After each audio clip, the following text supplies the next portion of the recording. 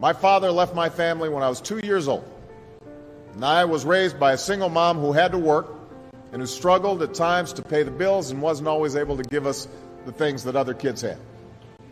There were times when I missed having a father in my life. There were times when I was lonely and I felt like I didn't fit in. So I wasn't always as focused as I should have been on school, and I did some things that I'm not proud of, and I got in more trouble than I should have. And my life could have easily taken a turn for the worse. But I was lucky. I got a lot of second chances, and I had the opportunity to go to college and law school and follow my dreams. My wife, our First Lady, Michelle Obama, she has a similar story.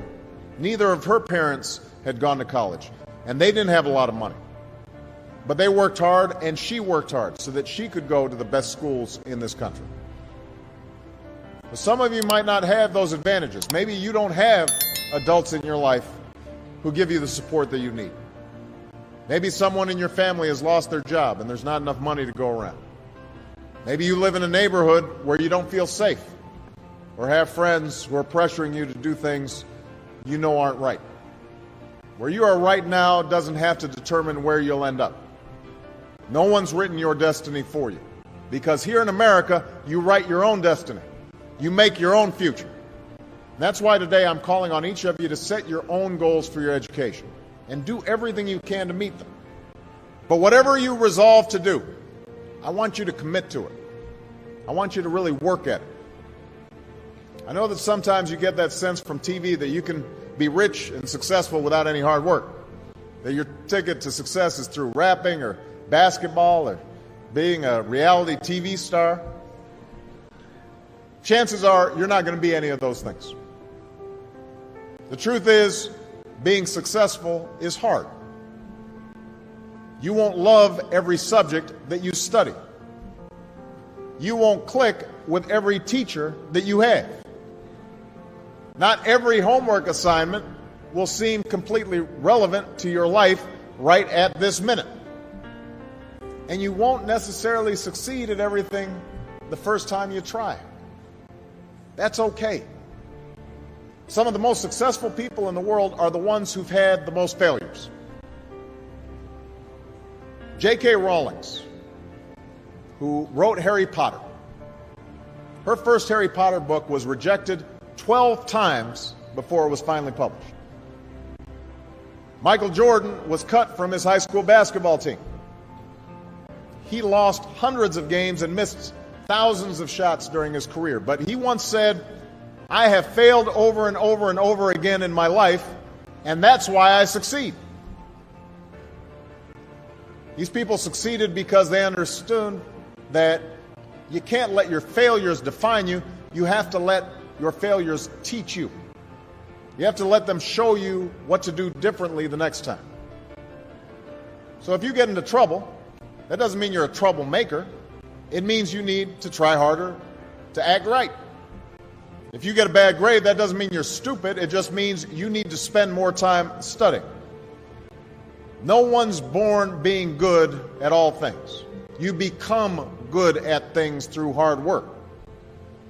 You're not a varsity athlete the first time you play a new sport.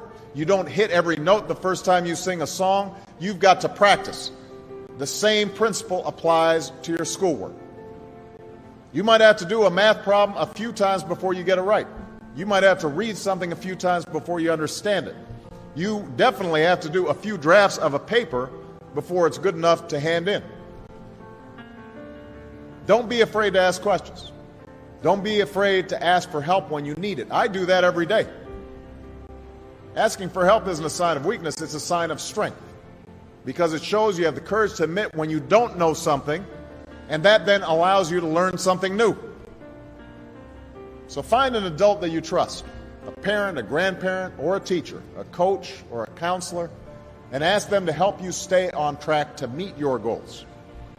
And even when you're struggling, even when you're discouraged, and you feel like other people have given up on you, don't ever give up on yourself.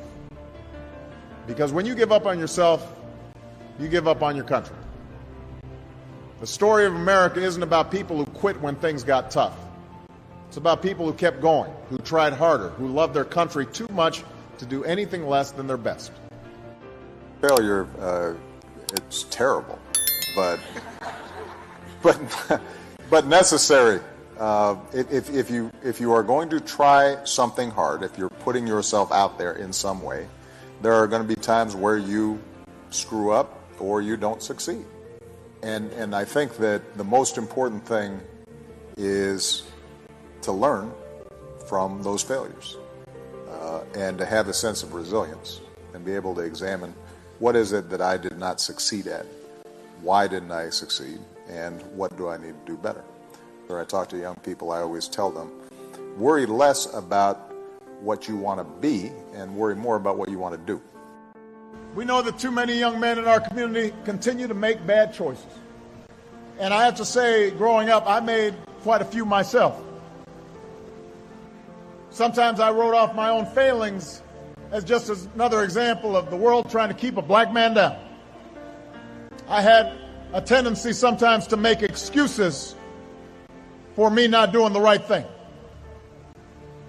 But one of the things that all of you have learned over the last 4 years is there's no longer any room for excuses. Excuses are tools of the incompetent used to build bridges to nowhere and monuments of nothingness. Well, we've got no time for excuses. You have to remember that whatever you've gone through, it pales in comparison to the hardships previous generations endured, and they overcame them. And if they overcame them, you can overcome them too. Spirit of excellence and hard work and dedication and no excuses is needed now more than ever. If you think you can just get over in this economy just because you have a Morehouse degree, you're in for a rude awakening. But if you stay hungry, if you keep hustling, if you keep on your grind and get other folks to do the same, nobody can stop you. And when I talk about pursuing excellence and setting an example, I'm not just talking about in your professional life. Be the best husband to your wife. Be the best father you can be to your children. Because nothing's more important. I was raised by a heroic single mom, wonderful grandparents, made incredible sacrifices for me. And I know there are moms and grandparents here today who did the same thing for all of you. But I sure wish I had had a father who was not only present, but involved. Didn't know my dad.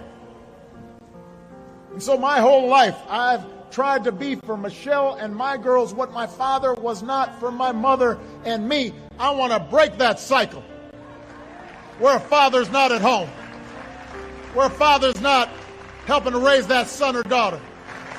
I want to be a better father, a better husband, a better man. It's hard work that demands your constant attention and frequent sacrifice.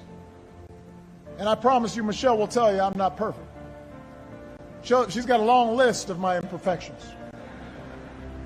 Even now, I'm still practicing, I'm still learning, still getting corrected in terms of how to be a fine husband and a good father. But I will tell you this, everything else is unfulfilled if we fail at family, if we fail at that responsibility. I know that when I am on my deathbed someday, I will not be thinking about any particular legislation I passed. I will not be thinking about a policy I promoted. I will not be thinking about the speech I gave. I will not be thinking about the Nobel Prize I received. I will be thinking about that walk I took with my daughters. I'll be thinking about a lazy afternoon with my wife. I'll be thinking about sitting around the dinner table and seeing them happy and healthy and knowing that they were loved. And I'll be thinking about whether I did right by all of them. So be a good role model. Set a good example for that young brother coming up. If you know somebody who's not on point, go back and bring that brother along. Those who've been left behind, who haven't had the same opportunities as we have, they need to hear from you. You've got to be engaged on the barbershop, on the basketball court, at church. Spend time and energy and presence to give people opportunities and a chance. Pull them up, expose them, support their dreams. Don't put them down. We've got to teach them just like what we have to learn, what it means to be a man. It's up to you to widen your circle of concern. That everybody, no matter what you look like or where you come from, what your last name is, it doesn't matter. Everybody gets a chance to walk through those doors of opportunity if they are willing to work hard enough. Success may not come quickly or easily, but if you strive to do what's right, if you work harder and dream bigger, if you set an example in your own lives and do your part to help meet the challenges of our times, then I'm confident that together we will continue the never-ending task of perfecting our union.